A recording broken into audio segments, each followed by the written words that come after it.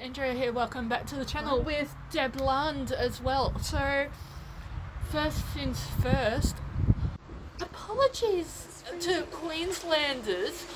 We're recording this in State of Origin and we got wiped out as Queenslanders.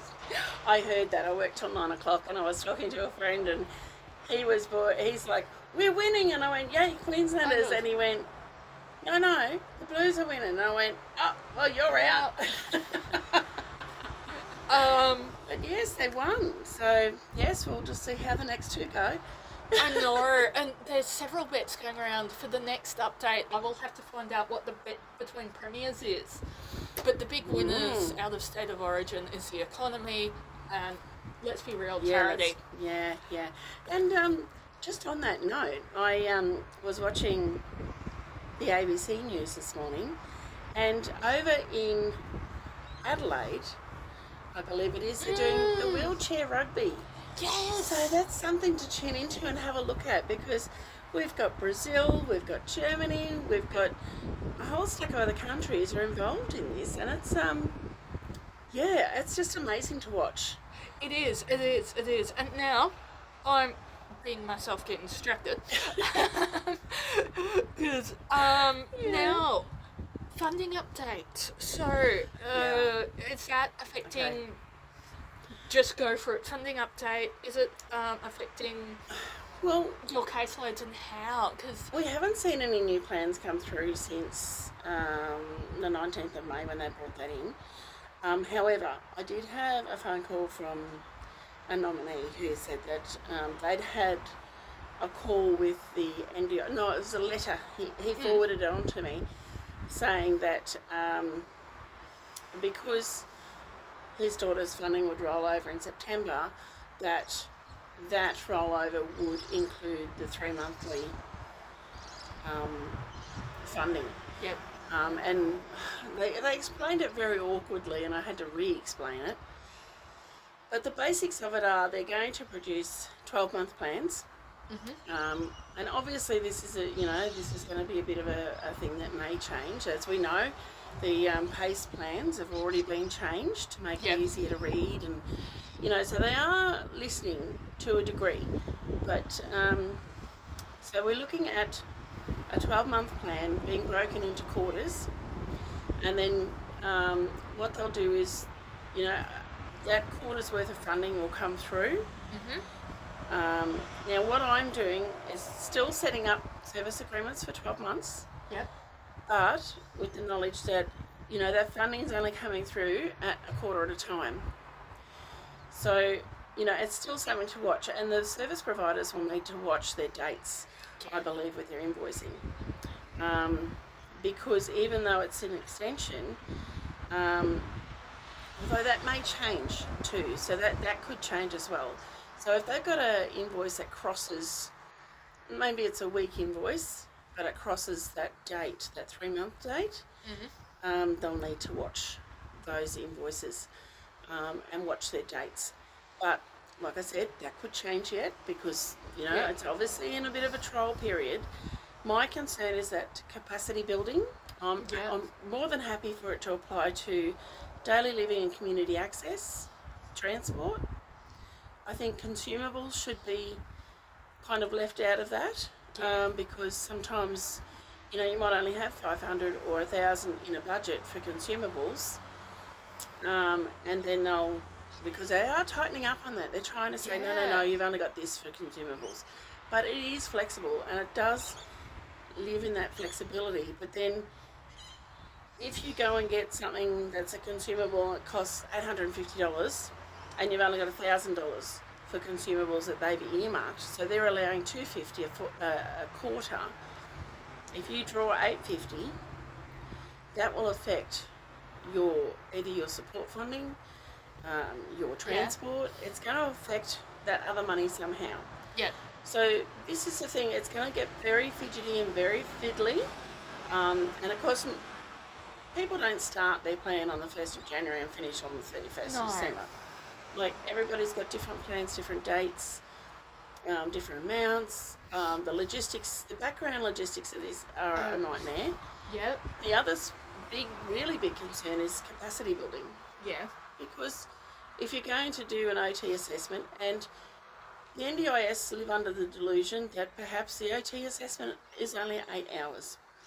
It's a lot longer, isn't it? 15, generally 15. So that'd be a couple of days. Yeah, and if there's AT assessments in there as well, and quite often, depending on your participant, there could be an electric bed assessment, there could be wheelchair assessment, there could be, AT assessments for bathroom equipment, all of that kind of stuff, or a lift chair.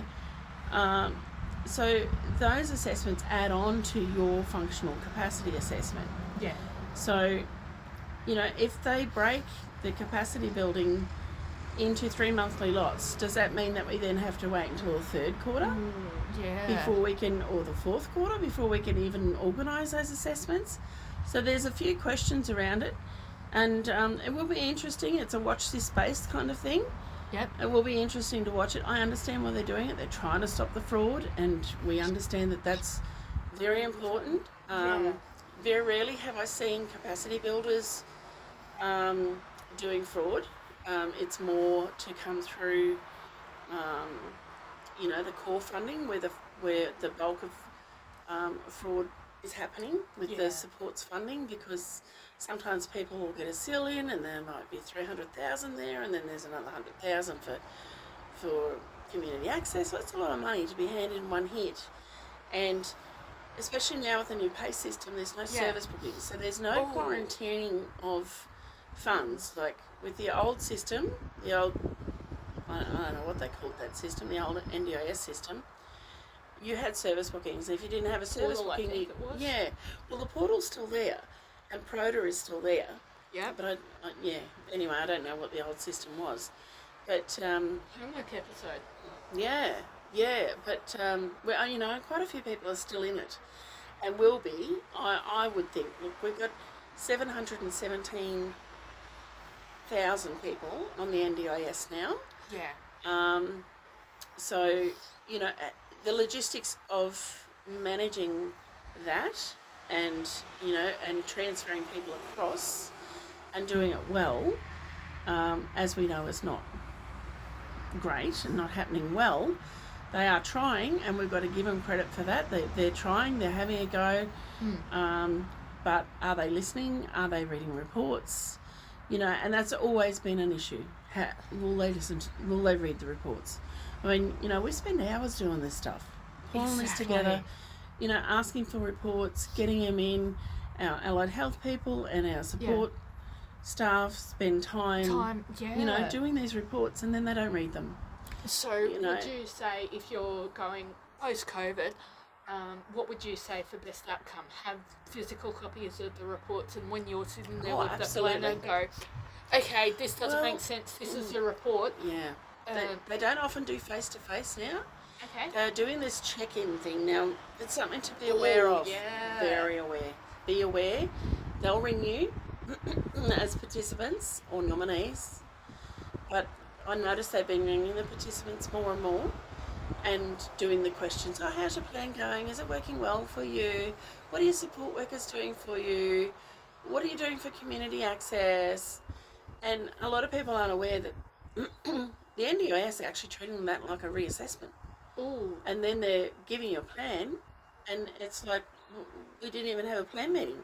Yeah. When you get those check-in phone calls, tell them that you want to have a meeting. If everything's not okay and I want changes in my funding, I want changes in how things are going, I want to have a meeting. Now, it's not often, like, you won't get a meeting with the NDIS anymore. It's as simple as it is. They're just doing phone call stuff. Yep. Or Teams meetings. Do a Teams meeting if you can. Yep. Phone calls sometimes can be easier with some participants.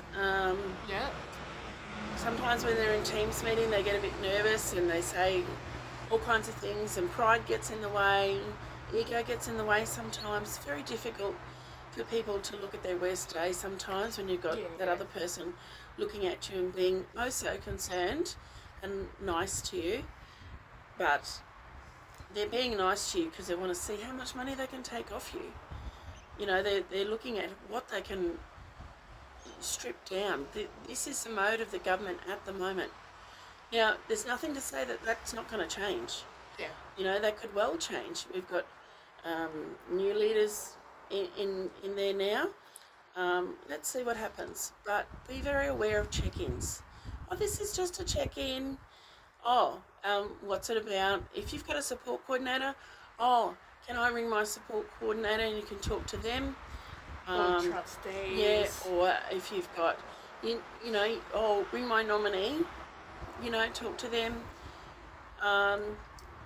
You know, and they'll go, oh no, it's just a check-in.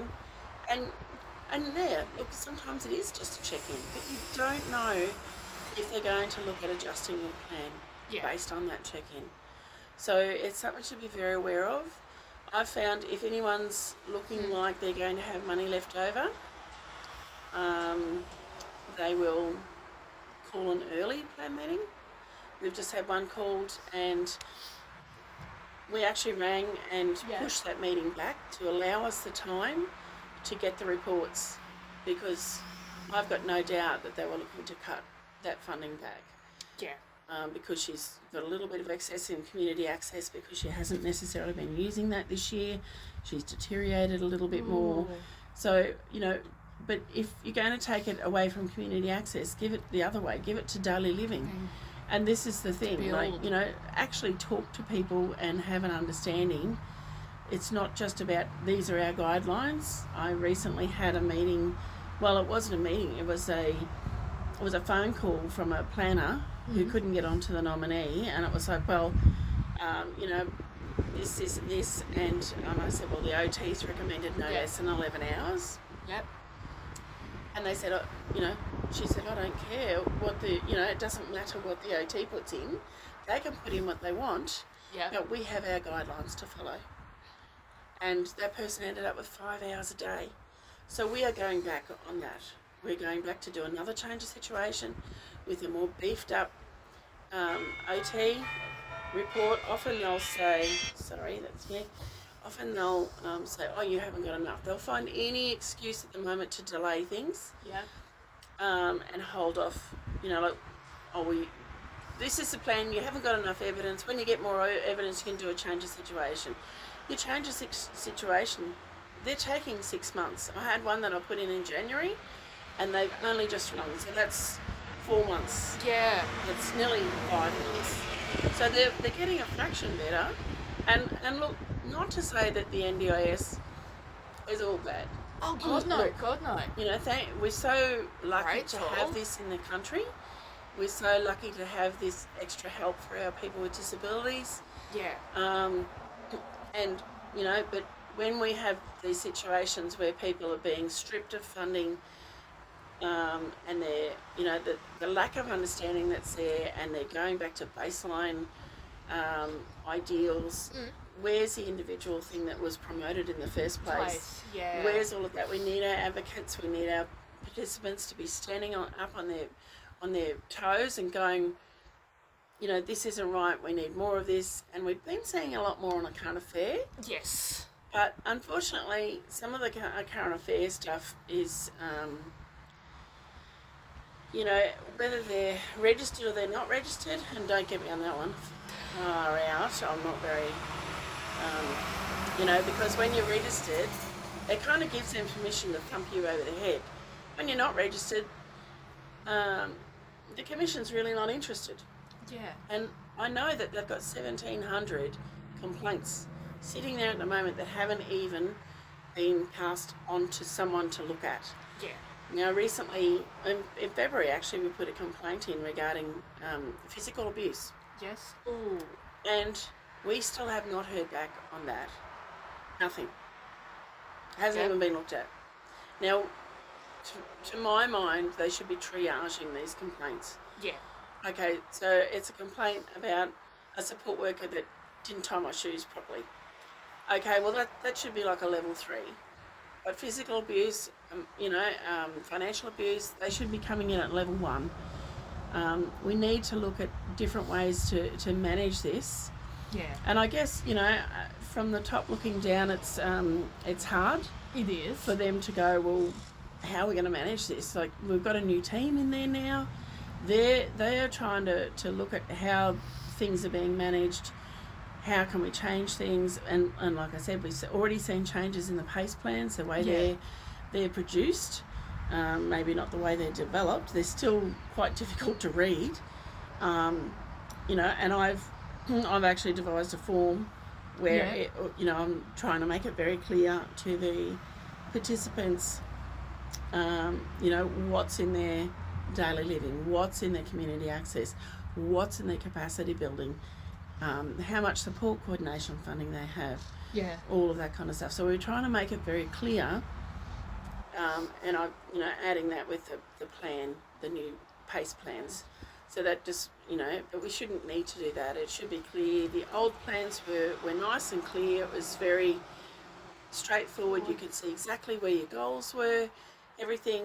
But now it's kind of, it's all just like this big, it's 38 pages of, and half of that's jargon, half of it's an explanation of what in-kind mean, and an explanation of what NDIS means, these kinds of things. And, you know, I generally... I could understand having that as like an appendix, an easy read appendix. Yeah.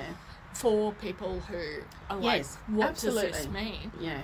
But shouldn't they be explaining that? Exactly. Shouldn't they be saying to you, if they're going to, you know, if someone doesn't have support coordination, or, well, the LACs are under the pump, they've got huge numbers to look after, but shouldn't they, when they ring you and say, okay, we've got a new plan, these are the explanations, and then they post it out, it takes 3 weeks to get to you. You know, if not longer. And if they're doing a Teams meeting, you've got an email. Well, that's right. So, I mean, and there's ways around making emails secure. You could put in date of birth. I mean, I've had things come through to me, and it's like my date of birth with the first 2 numbers, and then the actual, you know, the first 3 letters of the month, and then, you know, the last, you know. So someone would need to know those details in order to get into that email. So there are ways to secure emails, and to make it easier. Send those emails through. Like, get the plans to people, so they can start to, because the plans have already started. Yes. When they're ringing you and saying blah blah blah, the plans have already started. And if they've cut your funding, your supports are just continuing on as they were until they see the plan and know what's going on with it. So you've already lost a month's worth of funding.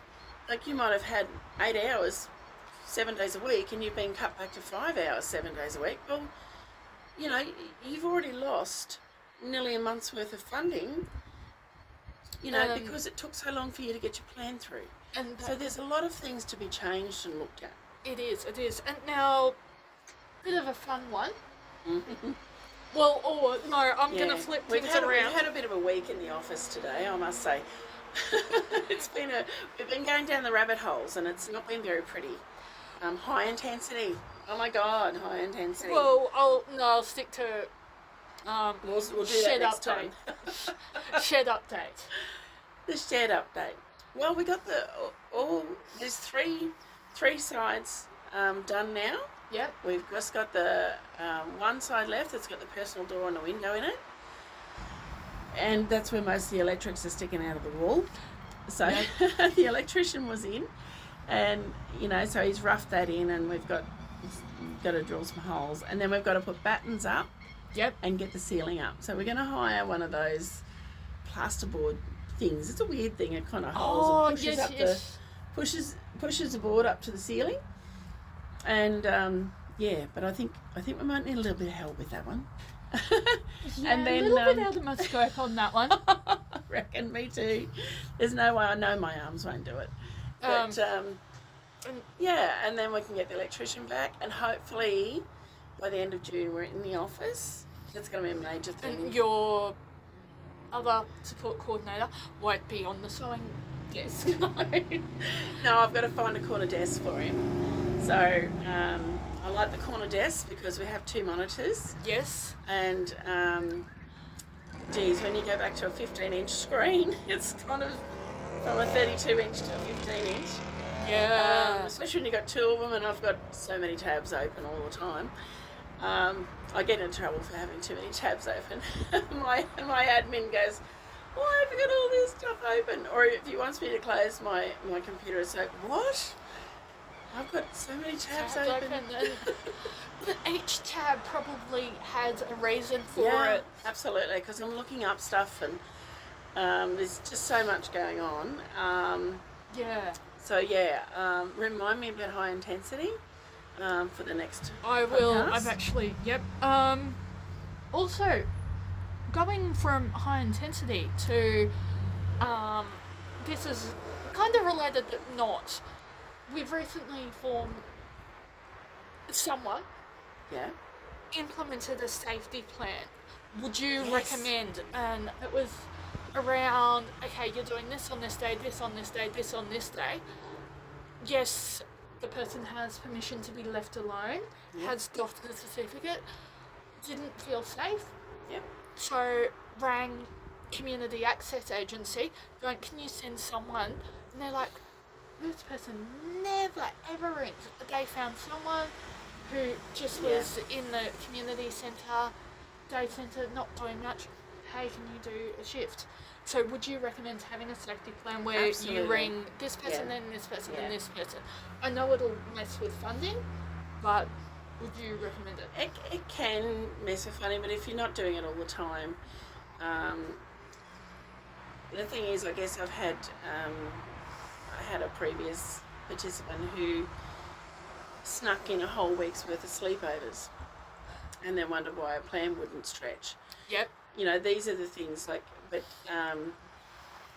if you bring your support coordinator and say, look, I'm not feeling comfortable.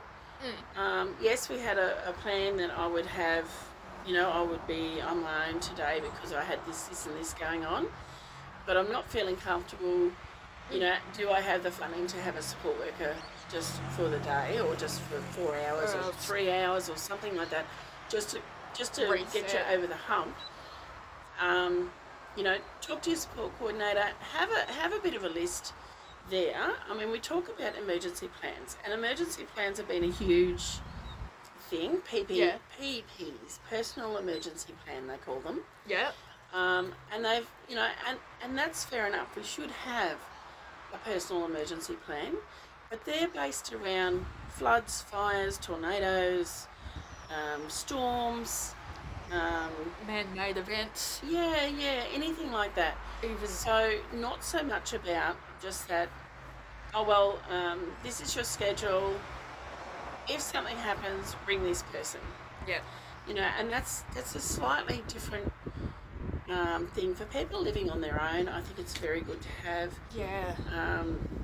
that list of people that they're your go-tos. They're your go-to people, whether it be a support coordinator, your sister, your mum, auntie that lives around the corner, the supports service that you use, community service that you use, whoever that may be, and then we and not only that, it gives an opportunity to say, okay, well, this person needed extra care on this day and this day and this day. This is what's why. And, if you've got a support coordinator, they want to know those things, because that way they can add that to the evidence of why you need more funding in your plan. And evidence, black and white is what they want. And that's the thing, I remember us finishing with that there's 4 people you should always tell the truth with. Your priest, your accountant, your doctor, and we added support coordinator, or if you don't have a support coordinator, your plan manager or LAC. Always tell them the truth. Yeah. Or because if you're needing depending something, on your relationship, go for it. And this is the thing with the NDIS talking about not having support coordinators and having navigators. Again, it's for the advocates and the participants to stand up and say, hey, this doesn't suit us. We don't want Australian services determining the roles of navigators and determining how this is going to be managed. We don't want to ring and not know who we're going to have. Yeah. It takes time to build trust and rapport with people. It takes a lot of time to you know, to get to know their networks. People, Yeah. my new support coordinator was, you know, he said to me one day, oh, well, you know, because we went, I said, come on, let's go and visit such and such. He's come out of hospital, he's had a broken arm. We Ooh. want to check and see how he's coping with that. Does he need anything extra? What's going on? An AT for like a tipping kettle, Yeah. chopping Things boards. like that. Yeah, so, you know, what is he needing? And we went and we found out that it wasn't actually just a broken arm. He had plates and screws. He had a pump working on drawing stuff or putting stuff, or we don't know what it was doing, into his shoulder. You know, like, and the fact that there seems to be brittle bones involved here as well. So here we are thinking it's just a break, and it's not just a break, it's more than that. Yeah. And when we left the house, and he had an addictive nature, and they've given him endone. So, you know, and it's kind of like, okay, yes, he's got a pain level we need to look after, but we need to have that controlled as well. So it's something that we really need to be aware of. But when we left, I said to David, I said, well, you know, do you think we would have known all the information we know now if we hadn't visited him? Yeah. And he said, no, we would have had no idea. We would have rung in and they would have said, oh, he's resting and he's doing this and he's doing that. Seems to be okay. You know, being discharged from hospital, da-da-da-da-da. But because we actually went out and visited him, like, you're not going to get that from navigators. That's not going to happen. No. So, you know, how do you, you know, it's like, it's going to be like ringing Centrelink. Like, they're just going to have people on the phone like it is with the NDIS now. You'll ring in and your person that you're talking to could be in Perth or Adelaide or Victoria or wherever, and that doesn't take anything away from them. Yeah. The ones that have knowledge, it doesn't take anything away from them No. at all. You know, they go through a lot of training to do I that. think it's 7 weeks before you're put on the phone in any area. Yeah, but you know, they have such a high turnover. 6 months and Exactly. they're gone. You know, this is the problem because of what's going on. I mean, and the message has changed too. There's a thing about abuse now Yes. on the message for the NDIS, and I just thought, well, there you go. Like, you know, it's very, very difficult for participants and nominees to understand what's going on whenever you ring you get a different person. So taking away support coordinators, And especially with is wow. psychosocial disabilities, with memory, you may not even have the presence of mind, or your No. nominee, family member, whoever it is, might not even think to write notes or anything like that. No, that's right. And so, yeah. Now, we're going to end the episode, and then out margin to time, see if Deb wants to do high intensity sports episode. Yeah. Because I'm hearing you need to do Ooh, that. That's a rabbit hole. David went down that rabbit hole the other day and he's just like, wow. Okay, guys, we will see you Okay. on the other side.